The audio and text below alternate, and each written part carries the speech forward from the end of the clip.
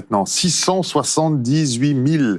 678 000, c'est le nombre de bébés nés en France en 2023, un nombre qui a rarement été aussi bas depuis la fin de la Seconde Guerre mondiale. Alors pour relancer la natalité, Emmanuel Macron, vous le savez, a annoncé un réarmement démographique. On en parle avec vous, Cassandre Mallet, bonjour. Bonjour. Pour la chronique Conseil de France Info. Alors l'une des pistes du gouvernement, c'est d'instaurer un bilan de fertilité. Oui, et cela dès l'âge de 25 ans. En fait, il s'agit d'un spermogramme pour les hommes et d'un examen gynécologique pour les femmes.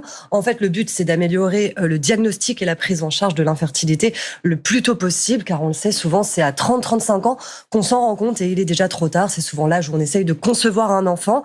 Sauf qu'aujourd'hui, l'infertilité concerne un couple sur 4. Ça représente 3 300 000 personnes. Un chiffre alarmant qui s'est amplifié au cours des 20 dernières années pour des raisons sociétales, environnementales ou encore médicales.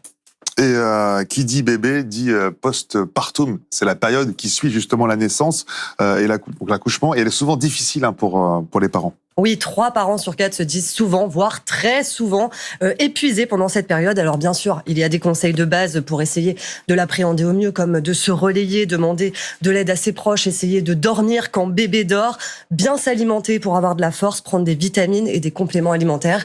Mais bien souvent, cela ne suffit pas. Entre 15 et 20% des mamans sont touchées par la dépression postpartum, mais également de nombreux papas. Alors surtout, ne restez pas seuls. Il est essentiel de parler, de se faire aider. Il existe par exemple des réseaux d'assistantes maternelles, des PMI, psychologues ou médecins, bien sûr. Sachez d'ailleurs que demain, à Paris, il y aura un salon sur le répit parental organisé par le magazine Parents. Il y aura des tables rondes avec nos confrères, par exemple, de l'émission Les Maternelles, des sketchs, des massages, bref, une bonne façon de souffler, d'être conseillé et de sortir sans ses enfants, parce que oui, parfois, ça fait du bien.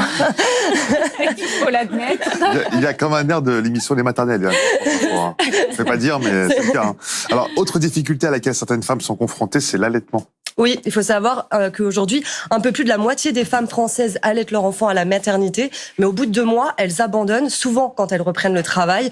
Alors sachez, mesdames, que votre employeur doit vous accorder 1 heure par jour sur votre temps de travail pour allaiter. Il y a tous les détails sur le site service-public.fr. Mais l'autre problème de l'allaitement au travail, eh bien, c'est souvent les équipements avec des tire-laits classiques, il y a des tuyaux, des prises. Enfin, c'est toujours un peu compliqué. C'est pour cela, d'ailleurs, que la marque Perifit a créé un nouveau tire-lait qui est petit, connecté, sans fil. On peut le glisser sous le t-shirt. Et du coup, c'est très simple. La marque a créé aussi un autre dispositif pour rééduquer le périnée, parce que c'est aussi un vaste sujet.